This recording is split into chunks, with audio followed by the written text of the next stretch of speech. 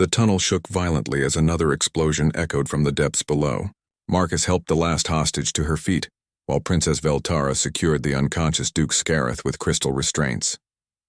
"The main shaft is our only way out," Princess Veltara said. Her voice calmed despite the danger, but the support charges will bring it down within minutes.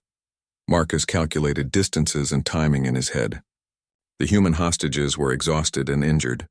Duke Scareth would slow them down further, and the tunnel system was already beginning to collapse around them.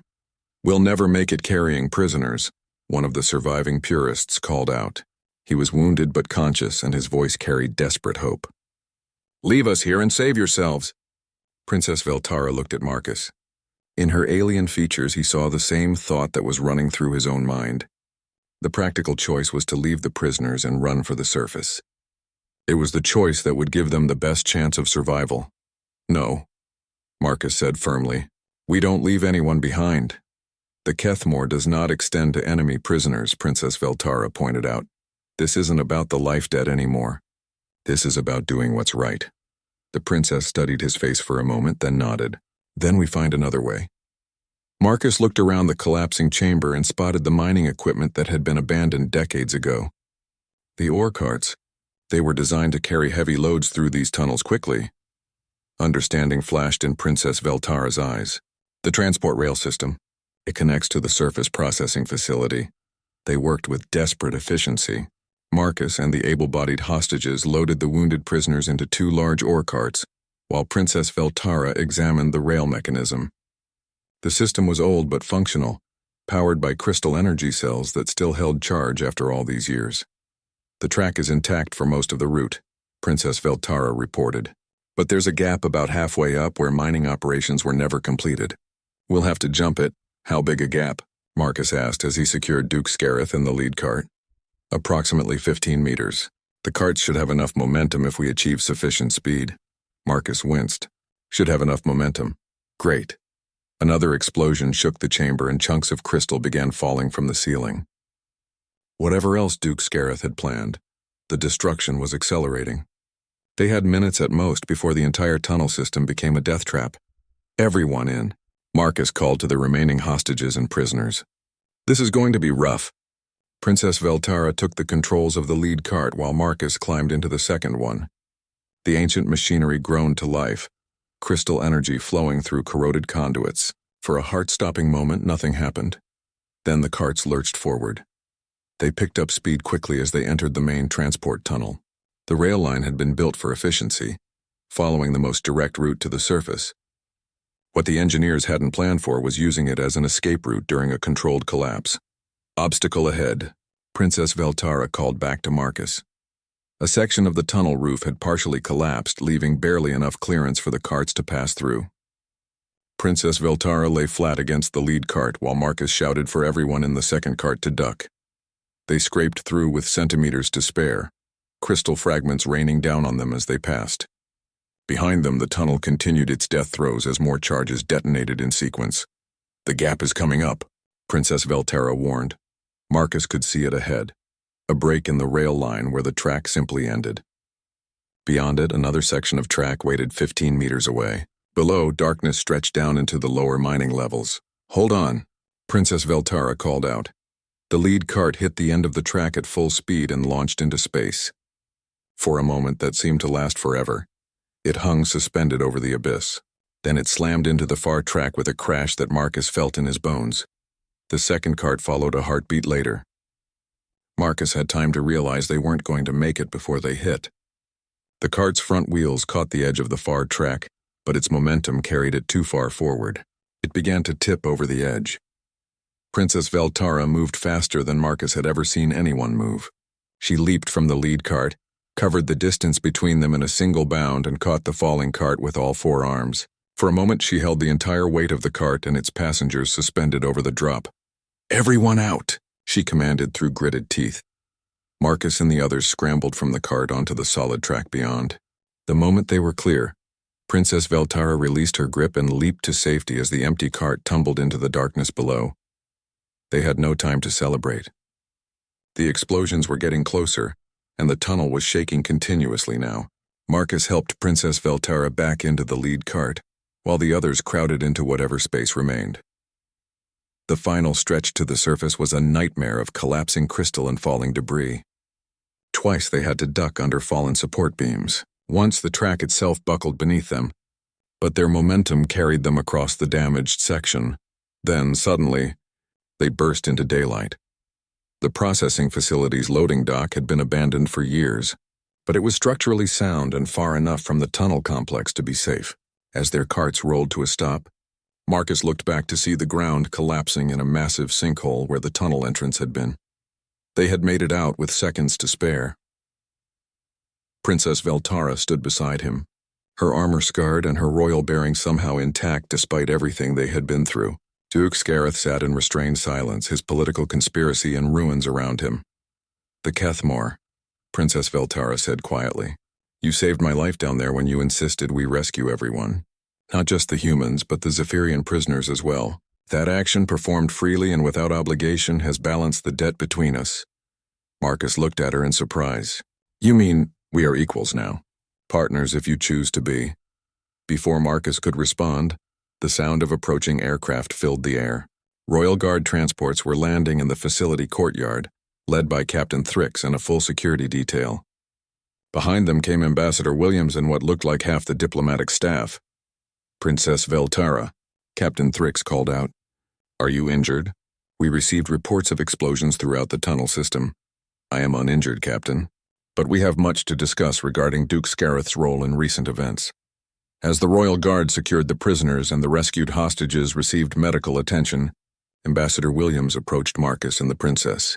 "Sergeant Chen, Your Highness, I owe you both an apology. When reports came in about the explosions, I feared the worst. But you've not only rescued our people, you've exposed the real conspiracy behind the attacks." Marcus nodded toward Duke Scareth, who was being loaded into a secure transport. The assassination attempt, the terrorist attacks, the hostage situation, all designed to destroy any possibility of cooperation between our species. "But why?" Ambassador Williams asked. "What did he hope to gain?" Princess Veltara answered with cold fury. "Power. With me dead and humans blamed for terrorism, he would have been next in line for the throne. A crown built on lies and murder." Captain Thrix approached with a formal communication crystal.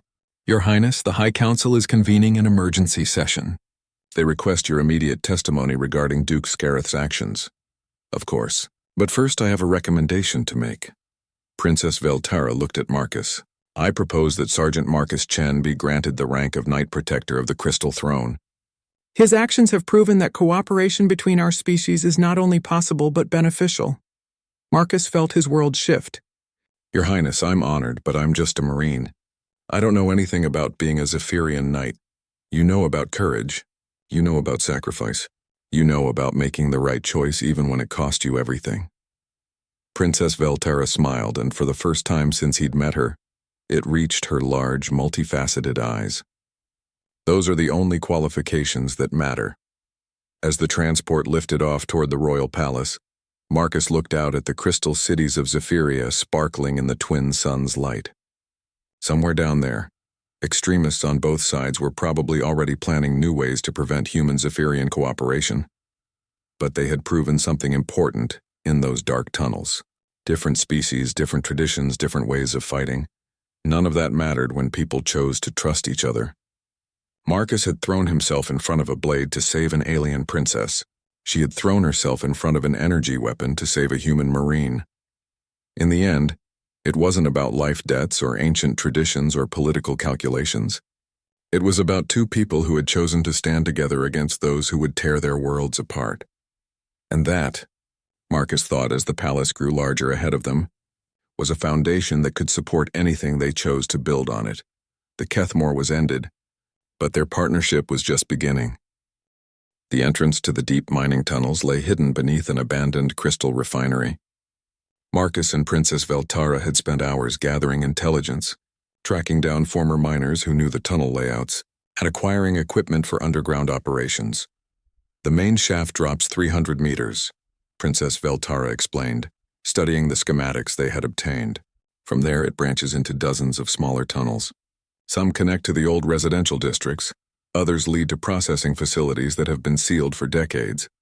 Marcus checked his gear one final time. perfect place for someone who doesn't want to be found. Multiple escape routes, natural sound dampening, and enough space to hide an army. They descended into darkness, using minimal lighting to avoid detection. The tunnels were exactly as described, a maze of crystal-lined passages that had once housed the mining operations that built Zephyrian civilization. Now they served as a hiding place for those who wanted to tear that civilization down. 2 hours into their descent, they heard voices echoing from ahead. Princess Veltara raised one hand for silence, then pointed to a branching passage. They moved carefully, following the sounds deeper into the complex. The tunnel opened into a vast underground chamber that had once served as a central hub for mining operations. Now it housed something else entirely. Dozens of Zephyrians in purist robes moved between equipment stations and weapon stockpiles. At the chamber's center, 3 humans sat bound to crystal pillars. "There," Marcus whispered, recognizing 2 junior diplomats and a trade specialist from the Earth delegation. But it was the figure addressing the assembled purists that made Princess Veltara go rigid with fury. Duke Scareth stood on a raised platform, his formal court robes replaced with modified purist attire that still displayed his noble rank. "The corruption spreads daily," Duke Scareth was saying. "My niece, heir to the Crystal Throne, has bound herself in servitude to an alien creature. She parades through our cities with her human pet, defiling every tradition our ancestors held sacred." Marcus felt the princess vibrating with barely controlled rage beside him. He placed a restraining hand on her arm as the Duke continued his speech. "But tonight we cleanse this infection. When the princess arrives to rescue her fellow humans, she will find only death waiting in these tunnels. The explosion will be blamed on human technology, proof that aliens bring only destruction to our pure world." One of the purists stepped forward. "What of the human prisoners?" "They have seen too much," Duke Scareth's voice was coldly practical. "They will die with the princess, tragic casualties of terrorist violence. Their deaths will ensure that all humans are expelled from our space permanently." Marcus counted approximately 30 purists in the chamber, all armed with military-grade weapons. The hostages were positioned where any rescue attempt would put them directly in the line of fire. And if Duke Scareth was telling the truth about explosives, the entire tunnel complex could become a tomb. "We need a distraction," Marcus whispered to Princess Veltara. "Something that draws them away from the hostages." "I will provide the distraction," she replied. "The Kethmore demands that I place myself between you and danger. No, this isn't about the life debt anymore. This is about working together as equals." Princess Veltara looked at him in surprise. "The tradition clearly states that the tradition was written for a different situation. Look around us. Your uncle is about to commit mass murder and blame it on human terrorism. The only way to stop him is if we fight as partners, not as protector and protected." Before the princess could respond, alarms began echoing through the chamber. Duke Scareth's voice cut through the noise. "They have found us." "Defensive positions. Remember, the princess and her human must not leave this place alive." Marcus and Princess Veltara exchanged a quick look. Someone had betrayed their location, but there was no time to worry about how. "Together?" Princess Veltara asked. "Together," Marcus confirmed. They burst from concealment simultaneously. Marcus rolled left, drawing fire, while the princess leaped right with inhuman agility. Her forearms worked independently, 2 wielding crystal blades while the other 2 fired energy bolts from her armor's integrated weapons. The purists had expected to ambush 2 targets. Instead, they found themselves fighting a coordinated team that moved with perfect synchronization. Marcus's unpredictable human tactics kept them off balance while Princess Veltara's speed and power carved through their defensive positions. "Free the hostages," Marcus shouted as he dove behind cover. Energy bolts sizzled over his head while he returned fire with his human weapon. Princess Veltara fought her way toward the center of the chamber, her movements a deadly dance of blades and lightning. But Duke Scareth had positioned himself well. Every step toward the hostages put her deeper into the crossfire. Marcus saw the tactical problem immediately. They needed to split the enemy's attention. "Princess!" "The platform." She understood instantly. Instead of fighting toward the hostages, she turned and launched herself directly at Duke Scareth's elevated position. The purists had to choose between protecting their leader and maintaining their defensive line. They chose poorly. As half the enemy force turned to defend Duke Scareth, Marcus sprinted toward the hostages. A purist stepped into his path, crystal blade raised. Marcus ducked the swing, came up inside the alien's guard, and used his combat knife to exploit the weak joints in Zephyrian armor. "Stay down," he told the freed hostages as he cut their bonds. "Find cover and wait for my signal." Meanwhile, Princess Veltara had reached the platform. Duke Scareth faced her with a weapon Marcus didn't recognize, some kind of crystal tech hybrid that crackled with dangerous energy. "You always were too emotional, niece," Duke Scareth said, raising his weapon. "Too willing to trust aliens over your own blood." "You murdered our people in the sacred garden," Princess Veltara replied, her 4 blades weaving a defensive pattern. "You betrayed everything our family stands for. I preserved our bloodline's purity. When you die here tonight, I will tell them how bravely you fought against human terrorists. Your death will unite our people against the alien threat." The Duke fired his weapon. Princess Veltara dodged, but the energy blast struck the chamber wall behind her. Cracks spread through the crystal structure, and Marcus realized what the weapon was designed to do. "He's trying to bring down the tunnel," Marcus shouted. "Get clear of the support pillars!" But Duke Scareth was already firing again, this time at the ceiling directly above the hostages.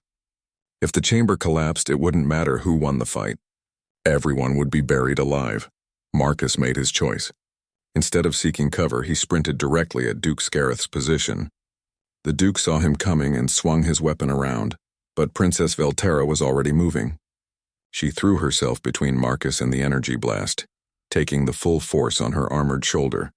The impact sent her spinning, but it also gave Marcus the opening he needed. He reached the platform and tackled Duke Scareth before the alien could fire again. They rolled across the crystal surface, fighting for control of the weapon. "You cannot stop what has already begun," Duke Scareth snarled. "The charges are set. This entire section will collapse in minutes." Marcus headbutted the Duke, a move the alien clearly hadn't expected. As Scareth staggered back, Marcus grabbed the crystal weapon and smashed it against the platform edge. It shattered with a sound like breaking glass. Princess Veltara appeared beside them, her shoulder armor cracked but functional. "Uncle, yield. There has been enough blood spilled." Duke Scareth looked around the chamber. Most of his purest allies were dead or unconscious. The human hostages were free and safe. His weapon was destroyed and he was surrounded. He smiled. "You think you have won? The charges will detonate regardless. My death will only add credibility to the story of human terrorism. Either way, the Empire will be purged of alien influence." Marcus felt the floor vibrating under his feet. Somewhere in the tunnels, explosives were already beginning their destructive work. In minutes, this entire section of the underground would collapse. "How do we stop it?" Princess Veltara demanded. Duke Scareth's smile widened. "You don't." The rumble of distant explosions grew louder. They had fought through an army of terrorists and exposed a conspiracy that reached the highest levels of government.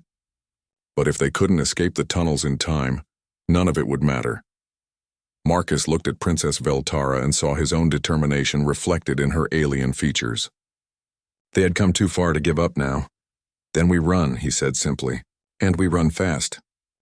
2 weeks later, Marcus stood in the princess's private training chamber, testing his mobility.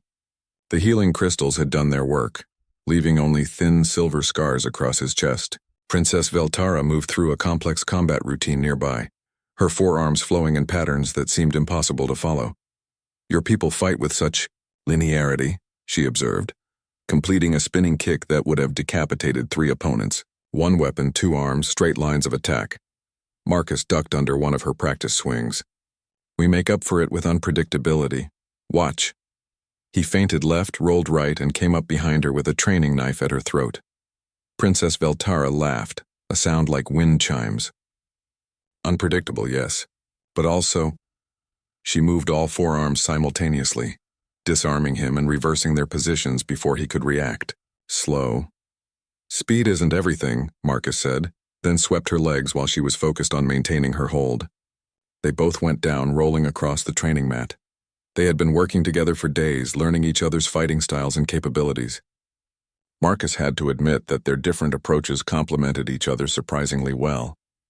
The princess's speed and 4-armed coordination covered his weaknesses, while his adaptability and tactical thinking helped her channel her natural advantages more effectively. A chime announced an incoming message. Princess Veltara activated a crystal communication node, and the image of Captain Thrix, head of the Royal Investigation Corps, appeared. "Your Highness?" We have received reports of purist activity in the industrial district. 3 humans from the diplomatic quarter have gone missing. Marcus felt his blood chill. Ambassador Williams said the remaining staff were under protection. Protection can be circumvented, Princess Veltara replied grimly. Captain, what do we know about these disappearances? Very little. They were taken from their quarters during the night cycle. No signs of struggle, no witnesses. But we found this at each scene. The captain held up a crystal shard marked with purist symbols. A calling card, Marcus said. They want us to know they have hostages. Princess Veltara stood, her movements sharp with anger. Prepare my combat armor. We leave immediately. Your Highness, perhaps the Royal Guard should... No. Her voice carried absolute authority. This is connected to the original assassination attempt.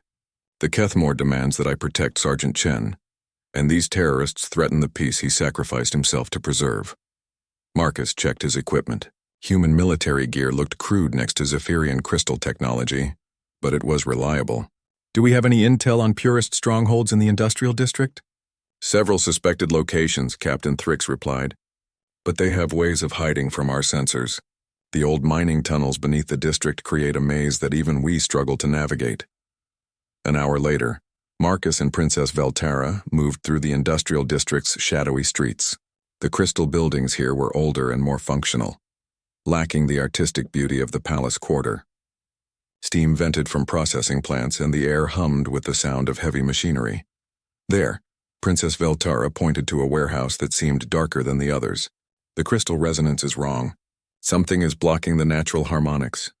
Marcus pulled out his scanner and frowned at the readings. Electromagnetic interference. Definitely artificial. He paused. Your Highness, I need to ask you something. Speak. Your uncle, Duke Scareth. How much do you trust him? Princess Veltara was quiet for a long moment. Why do you ask? During our conversation in the medical bay, he seemed awfully eager to see you dead. And he knew exactly what political pressure points to hit to make that seem reasonable. Uncle Scareth has always believed that I am too progressive to rule effectively. He thinks the Empire should maintain its isolation and traditional ways. She paused. But you suspect something more. I suspect someone with inside knowledge planned the original assassination attempt. The killers knew exactly where you'd be standing, exactly when the ceremony would begin, exactly how to get weapons past your security. Princess Veltara's eyes flashed with dangerous light. If my uncle has betrayed our family for political gain, let's focus on getting the hostages back first. Then we can worry about palace intrigue. They approached the warehouse carefully. Marcus took point, using human stealth techniques that relied on patience and timing rather than speed. Princess Veltara followed, her natural armor allowing her to move in complete silence despite her size. The warehouse entrance was guarded by 2 Zephyrians in purist robes. Marcus hand-signaled his plan to the princess. She nodded and positioned herself while Marcus created a distraction by throwing a stone at the far end of the building.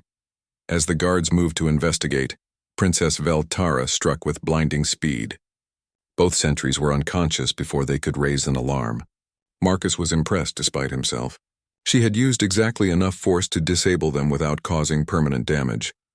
Inside the warehouse, they found evidence of recent occupation but no hostages. Makeshift sleeping areas, weapons caches, and communication equipment suggested this was a major purist base.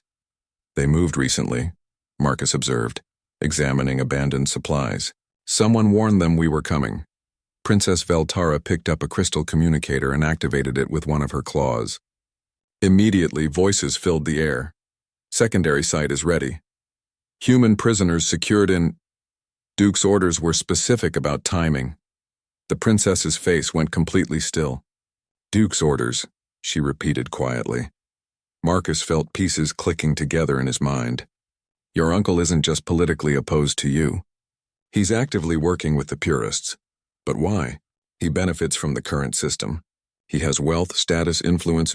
Maybe he wants more. Maybe he wants the throne. Marcus gestured at the abandoned equipment. Think about it. You die in the original assassination, blamed on human corruption. The diplomatic mission fails, humans get expelled, and your uncle becomes the natural choice to replace you as heir. Princess Veltara's hands clenched into fists. And now that the original plan failed, He needs to eliminate both of us while making it look like purist terrorism. The communicator crackled again. Move the humans to the deep tunnels. Surface charges are set. When the princess and her pet human arrive, Marcus grabbed the princess's arm. We need to leave, now. The explosion that destroyed the warehouse behind them confirmed their suspicions. Someone had been watching, waiting for them to discover the evidence. If they had stayed even a few minutes longer, they would have been buried under tons of crystal and metal. As they regrouped in an alley several blocks away, Princess Veltara spoke with cold fury. My uncle believes he can manipulate both sides of this conflict for his own benefit. He helps the purists eliminate me while positioning himself as the strong leader needed to restore order. Classic political coup, Marcus agreed. Create a crisis, then present yourself as the solution. But he has made one critical error. The princess's voice carried deadly promise. He has threatened someone under my protection. The Kethamore now extends to the human hostages because their safety affects yours. Marcus nodded grimly. Then we'd better find them before your uncle decides they're no longer useful. The game had changed. They weren't just hunting terrorists anymore. They were fighting a conspiracy that reached to the highest levels of the Zephyrian government, and somewhere in the dark tunnels beneath the city, innocent people were counting on them to arrive in time. Marcus woke to the soft humming of Zephyrian medical equipment. The walls around him glowed with pale blue light, and the air smelled of ozone and something floral that he couldn't identify. When he tried to sit up, pain shot through his bandaged chest. You should not move yet, Princess Veltara said from beside his bed. She had been sitting there so quietly that Marcus hadn't noticed her. The healing crystal requires time to repair the damage. Healing crystal? Marcus looked down at his chest, where a lattice of thin crystal threads seemed to be woven through his bandages. Our medicine combines biology with crystal technology, the princess explained. The blade cut very deep. In human terms, it severed arteries and punctured your lung. You should have died. Marcus studied her face, noting the exhaustion around her large eyes. How long have you been sitting here? 3 days. I have not left this room since they brought you here. Princess, you don't need to. Yes, I do. Her voice carried a weight that made Marcus stop speaking. What you did in the garden has bound us together by the most sacred law of my people. The Kethamore. Marcus had heard that word before, but the briefings hadn't explained it fully. What does that mean? Princess Veltara stood and began pacing with fluid movements. When someone saves a Zephyrian's life through willing sacrifice, asking nothing in return, it creates a debt that must be repaid. The Kethamore demands that I dedicate my existence to protecting yours until I can save your life in equal measure. The implications hit Marcus like a physical blow. You're saying you have to serve me? Like a servant? More than a servant. A guardian, a protector, a shield. Every breath you take is now my responsibility. Every danger you face, I must face first. I cannot rest while you are in peril. I cannot pursue my own goals while the debt remains unpaid. She stopped pacing and looked at him directly. I am no longer truly free. Marcus struggled to sit up despite the pain. I didn't ask for this. I don't want you to give up your life for mine. What you want does not matter. The Kethamore is older than our written history. It cannot be broken by choice or convenience. Then we'll find another way. There has to be some loophole, The only way to break the Kethamore is for me to save your life through willing sacrifice just as you saved mine, or for one of us to die. The princess's voice was matter of fact, but Marcus caught the underlying emotion. Fear, perhaps, or anger at the situation they found themselves in. A door chimed and Ambassador Williams entered with 2 Zephyrian nobles Marcus didn't recognize. The ambassador looked exhausted and stressed. Sergeant Chen, thank God you're awake. We need to discuss the situation. One of the Zephyrian nobles, an elderly male with gold markings on his armor, spoke with obvious disapproval. This human's actions have created a crisis that threatens the very foundations of our society. Princess Veltara bound to an alien through Kethamore. It is unprecedented, scandalous.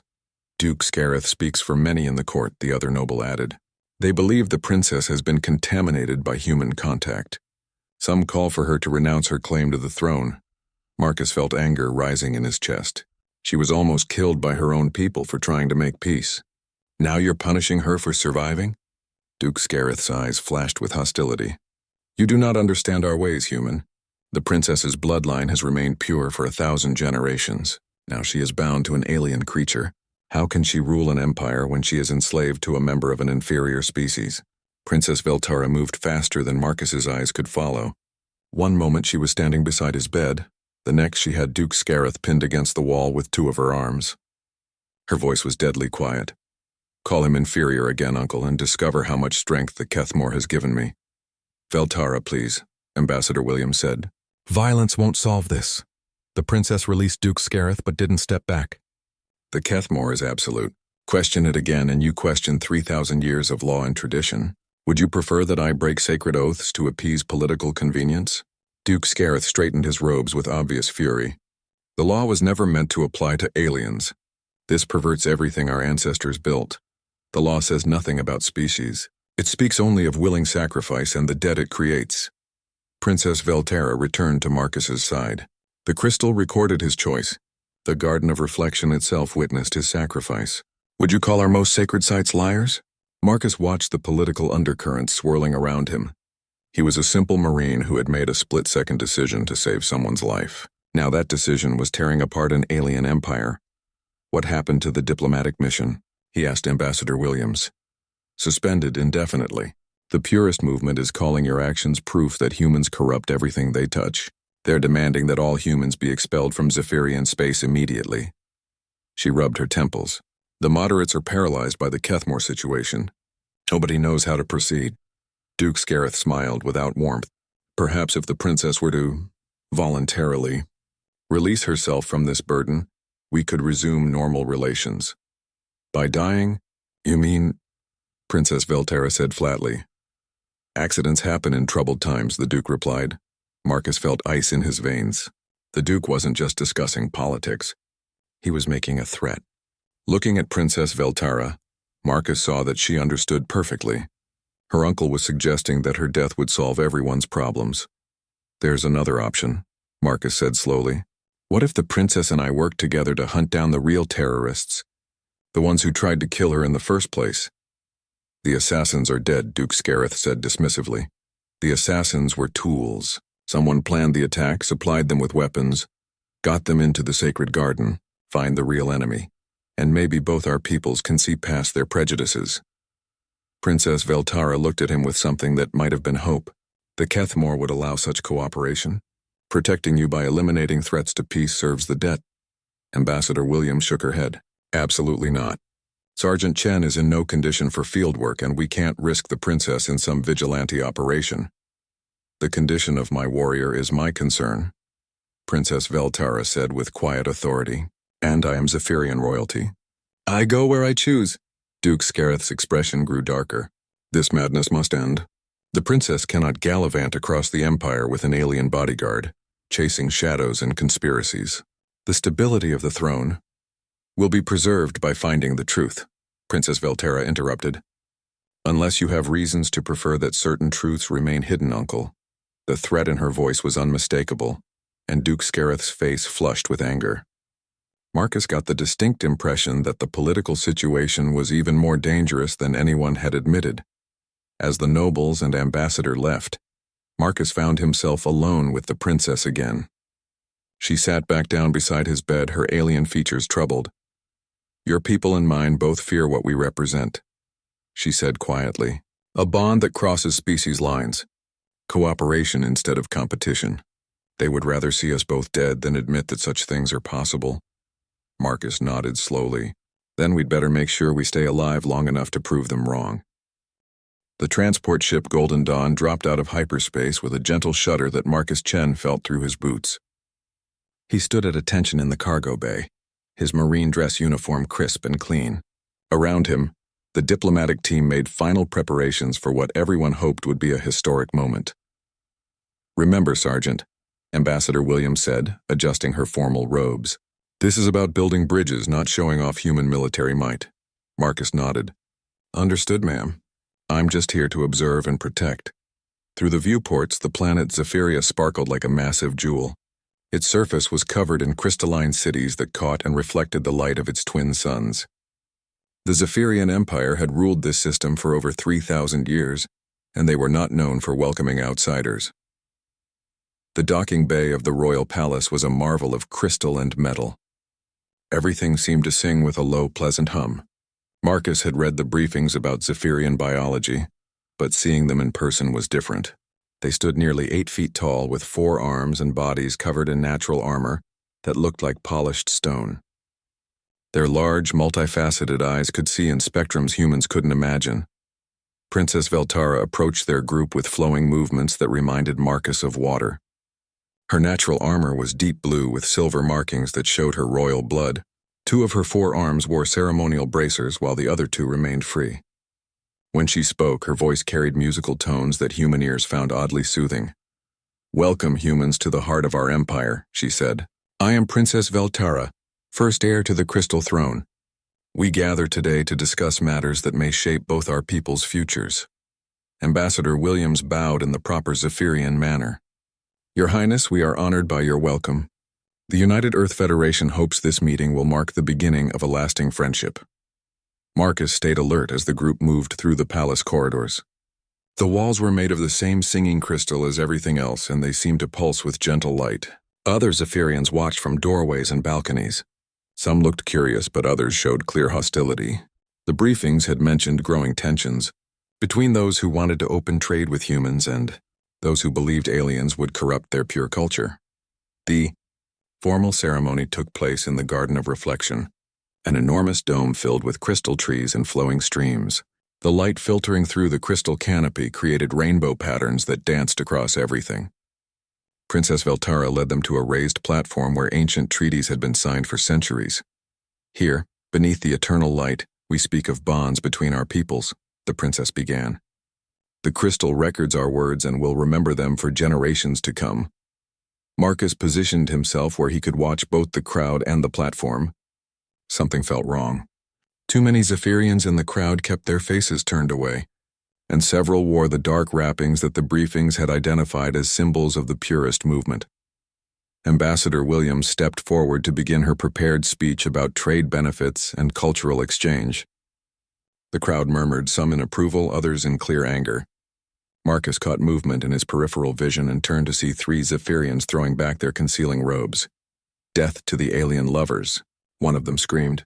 "Purify the throne!" They moved with the frightening speed that only Zephyrians possessed. Marcus saw the monomolecular blade in the lead assassin's primary right hand, already arcing toward Princess Veltara's exposed back. The weapon could cut through nearly anything, including the princess's natural armor. Time seemed to slow as Marcus made his choice. He had sworn an oath to protect human diplomats, but that wasn't what drove him forward. The princess was young, maybe the equivalent of 25 in human years. She had spoken with genuine hope about cooperation between their species. She didn't deserve to die for the fears of others. Marcus threw himself across the platform, his body intercepting the blade meant for the princess. The monomolecular edge sliced through his dress uniform and deep into his chest. Pain exploded through his body as he crashed into Princess Veltara, knocking her away from the other attackers. "Protect the princess," he gasped as chaos erupted around them. The royal guard moved with deadly efficiency. The 3 assassins fell within seconds, their bodies crumpling to the crystal floor. But Marcus's world had narrowed to the spreading warmth across his chest, and the strange tingling sensation that meant the blade had done serious damage. Princess Veltara caught him as he stumbled. Her forearms cradled his body with surprising gentleness for someone so large. Her multifaceted eyes reflected the garden's rainbow light as she stared at him in what could only be shock. You threw yourself in front of the blade," she whispered. "For me, a human threw himself in front of a blade meant for me. Just doing my job," Marcus managed, though speaking sent waves of pain through his chest. "No," the princess said, and her voice carried a strange weight. "This was not duty. This was sacrifice. You chose to risk your life for mine, asking nothing in return." Marcus felt consciousness slipping away, but he heard the princess speak words in the Zephyrian language. Around them, the other Zephyrians dropped to their knees. Even the royal guard bowed their heads. Whatever she had said, it was clearly important. As the medical team rushed to stabilize him, Marcus caught fragments of urgent conversation between the princess and her advisors. Words like Kethmore and ancient bonds filtered through his fading awareness. He had the unsettling feeling that saving the princess's life had set something in motion that would change everything. The last thing he saw before the medical drugs took effect was Princess Veltara's face, her alien features filled with an expression that somehow transcended species barriers. It was the look of someone whose entire world had just shifted beneath their feet. The diplomatic mission lay in ruins around them, blood staining the crystal floor of the sacred garden. But Marcus had made his choice in that split second, and he would live with the consequences, assuming, of course, that he lived at all.